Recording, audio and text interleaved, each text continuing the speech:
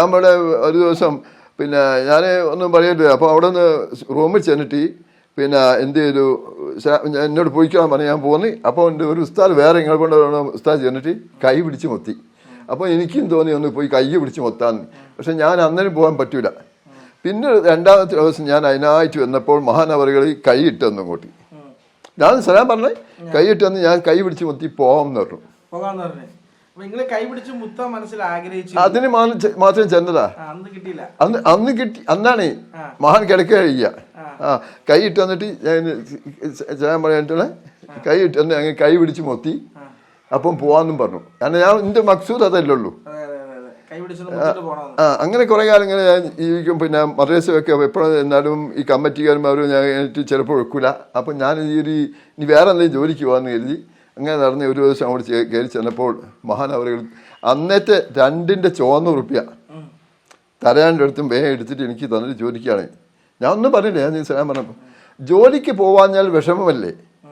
ഞാൻ മദ്രസ അല്ല സാഹചര്യത്തിൽ സംസാരിക്കുക. ജോലിക്ക് പോകാഞ്ഞാൽ വിഷമമല്ലേ? പിന്നെ ഞാൻ പറഞ്ഞു മദ്രസയാണ് എപ്പോഴും. അതിനേക്കാൾ നല്ല ജോലി എന്തുണ്ട്? നല്ല ജോലി എന്തുണ്ട്? പോവാന്ന് പറഞ്ഞു. അപ്പോൾ ഇതൊന്നും പറയാതെ തന്നെ മഹാൻ ഇങ്ങോട്ട് എൻ്റെ അനുഭവങ്ങൾ അതെല്ലാം അങ്ങനെ കേൾപ്പ് പോകാൻ വേണ്ടിയിട്ട് ഇവിടെ ജീവിക്കാനില്ലല്ലോ. അപ്പോൾ ഞാൻ ഇവിടെ പോയി മറ്റേ മലപ്പുറം അവിടെ ഉണ്ട് വേറൊരു മഹാനുണ്ട് ആ കാലഘട്ടത്തിൽ തന്നെ, വേങ്ങര കോയപ്പാപ്പാന്ന് പറഞ്ഞിട്ട് കേട്ടിട്ടുണ്ടോ? അങ്ങനെ മഹാൻ്റെ എത്തി ചെന്നപ്പോൾ പിന്നെ എന്നോട് എല്ലാം ഇതായി പറഞ്ഞു. പിന്നെ എന്നോട് പറഞ്ഞു ഇങ്ങനെ വടിയോണ്ട് ഇങ്ങനെ അങ്ങോട്ടും ഇങ്ങനെ പോയിക്കോ ഇങ്ങനെ കാട്ടി തന്ന്. അപ്പോൾ അവിടെ ഒരു പ്രായം കൂടിയ മൂപ്പര് ഹാജിമന് പാപ്പ പറഞ്ഞു ഇങ്ങനെ മനസ്സിലായെന്ന് വെച്ച് എന്നോട്. ഞാൻ ചെറുതാണ്, എനിക്ക് എത്ര ഒരു 25 30 വയസ്സിൻ്റെ തന്നെ ഉള്ളൂ. എന്നാ നിങ്ങൾക്ക് ഇവിടെ ഒന്നുമില്ല, നിങ്ങൾക്ക് പുറനാടെത്താൻ നിങ്ങളുടെ ജോലി എന്ന് പറഞ്ഞിട്ട് അങ്ങനെ ഞാൻ വന്ന് എനിക്കൊരു വിസയൊക്കെ കിട്ടി. കുറേ പൈസ ഒക്കെ ആയിട്ടുണ്ട്. ഇവിടെയൊക്കെ പിന്നെ കടത്തിലൊക്കെ ആയിട്ടാണ് പോയിട്ടുള്ളത്. കുറേ പൈസ ഒക്കെ കൊടുത്ത് ഞാൻ പോയി. പോകുമ്പോൾ ഞാൻ മഹാനോട് എഴുത്തി വന്നു. മഹാൻ്റെ എഴുത്തി വന്നപ്പം എൻ്റെ ചെന്ന് ഇങ്ങനെ പോയിട്ട് അപ്പം പിന്നെ എൻ്റെ ഭാര്യ എന്താണ് ഗർഭിണിയാണ്, അപ്പോൾ 6 മാസം ഉണ്ട്. അപ്പോൾ ഞാൻ പോകുമ്പോൾ ഉപ്പനോട് ഞാൻ പറഞ്ഞു പിന്നെ അവൾ പ്രസവിച്ചാൽ മുഹമ്മദ് പേരുണ്ടോയെന്ന് ഞാൻ പറഞ്ഞു. കാരണം എനിക്ക് ലെവലില്ലാത്ത ആളാണ് ഞാൻ, എനിക്ക് എന്താ പറയുന്നത്. അങ്ങനെ അതിന് മുമ്പായിട്ട് ഞാൻ സിഎംകാരൻ്റെ അടുത്തിരുന്നു എന്ന് പറഞ്ഞു ഇങ്ങനെ ഭാര്യ ഗർഭിണിയാണ്, അപ്പം എനിക്ക് ആൺകുട്ടിയാണെന്ന് പറഞ്ഞു. ആരും പറയില്ല. അപ്പം പറഞ്ഞേ ആണായാലും പെണ്ണായാലും സ്വാലിഹാവും എന്ന് പറഞ്ഞു. ആണായാലും പെണ്ണായാലും അല്ല. അപ്പോൾ ഞാൻ പിന്നെയും പറഞ്ഞു എനിക്ക് ആൺകുട്ടിയാണെന്ന് പറഞ്ഞു. അങ്ങനെ പറയരുത് എന്നുള്ള അറിയാത്ത ബുദ്ധി ഇല്ലാത്തൊരു മനുഷ്യനാണ് അന്ന്, മനസ്സിലായില്ലേ കുട്ടിനെ.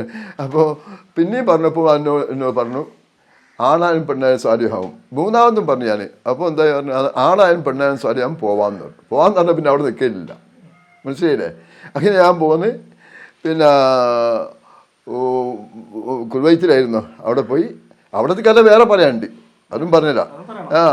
അങ്ങനെ അവിടെ ചെന്ന് പെണ്ണുങ്ങൾ പ്രസവിച്ച് ഭയങ്കര അഴുത. ഓളിപ്പോണ്ട് പണ്ട് ഇതിൻ്റെ ഉള്ളിലുണ്ട്. ഓൾ വന്നാൽ പറയേ അന്ന് ഭയങ്കര വെള്ളത്തിന് ക്ഷാമമുള്ളതാണ്. ഇവർ വീടാച്ച ഒരു ടൗണിലാണ്, ഉയർന്ന സ്ഥലത്താണ്. ഇവിടെ 13 അറിയും, 13 പിന്നെ അവിടെ നമ്മളെ കൊടുവള്ളി മദ്രസാബസാന്ന് പറയും. അവിടെയാണ് കുപ്പാറത്തിൽ നിന്നാണ് പേര്. അവിടെ മൊത്തത്തിൽ എല്ലാവരും അവിടെ ആ രാജ്യത്തിൽ അവരുള്ളവരും വെള്ളം രാജ്യത്തിന് പുഴ അടുത്താണ്. പുഴയെ പോയിട്ട് കെഴിയൊക്കെ കൊണ്ടുവരലാണ്. പുഴന്നതായിട്ട് വെള്ളത്തിന് ക്ഷാമമാണ്. പിന്നെ എല്ലാവരും പുറത്ത് യാതൊരു ഇതുമില്ല, ഇത് പിന്നെ മഴൻ്റെ യാതൊരു ഇതുമില്ല. അപ്പോൾ എല്ലാവരും പുറത്ത് വിറകും എല്ലാം ഉണ്ട്. അങ്ങനെ ഇവനെ പ്രസവിക്കാൻ വേണ്ടിയിട്ട് മഴ അങ്ങോട്ട് വീഴുന്നു. പൊന്നുകളെല്ലാം ഓടി വെറ്റതിന് വേണ്ടിയിട്ട്. പിറ്റേന്ന് ഇവർക്ക് കുളിക്കാനുള്ള വെള്ളം കിണറ്റിലായി.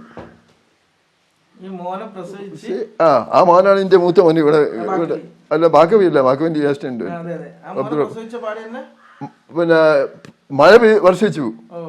അപ്പൊ എല്ലാവരും പെണ്ണുങ്ങളൊക്കെ ആണുങ്ങളും എല്ലാം വിറകും ഒക്കെ പുറത്തല്ലേ, ഇതിലൊരു പ്രതീക്ഷ അല്ലല്ലോ, മഴയാണ്. അങ്ങനെ പിറ്റേന്നൊക്കെ ഇവർക്ക് കുളിക്കാനുള്ള വെള്ളം അവളെ കിണറ്റിലായി എന്ന് പറയാ. ആ മഹാന്റെ ബാക്കിന്റെ ഞാൻ പറയാ കുട്ടി ആണായും പെണ്ണായും എന്താവും. എന്റെ ഉദ്ദേശം മുത്തുനബിന്റെ പേരിടുക എന്നുള്ളതാണ്. നിങ്ങളുടെ ഉദ്ദേശം എന്താ? എനിക്ക് ആദ്യമായിട്ടുണ്ടാകുന്ന മോനിക്ക് മുഹമ്മദ് തങ്ങളുടെ പേരിടണം നിങ്ങൾ ആഗ്രഹിക്കും. അങ്ങനെയാണ്, അതാണ് ഞാൻ ഉദ്ദേശിച്ചത്. അങ്ങനെ ഞാൻ ഗൾഫിൽ നിന്നൊക്കെ വന്ന് ഉപ്പ എന്ത് ചെയ്ത് റൌഫെന്ന് വരട്ടി. അപ്പനോട് ഞാൻ ചോദിച്ചു, അല്ലപ്പ നിങ്ങളോട് ഞാൻ റസൂലുള്ളാഹിയെ പേരിടാൻ പറഞ്ഞല്ലേ? എൻ്റെ മോനെ എനിക്ക് ഇത്ര ഇതില്ലാതായി പോയോ, ഞാൻ അല്ല പിന്നെ മുത്തുനബിക്ക് വിളിച്ച പേരല്ല ഞാൻ ഇട്ടെന്ന് ചോദിച്ചതിനോട്. അങ്ങനെ ഇപ്പം ചോദിച്ചു. അപ്പം ഞാൻ ഇപ്പോഴും തന്നെ മുഹമ്മദ് റൌഫ്, അബ്ദുൾ റൌഫ് ആയിക്കോട്ടെ എന്നുള്ളത് എനിക്ക്.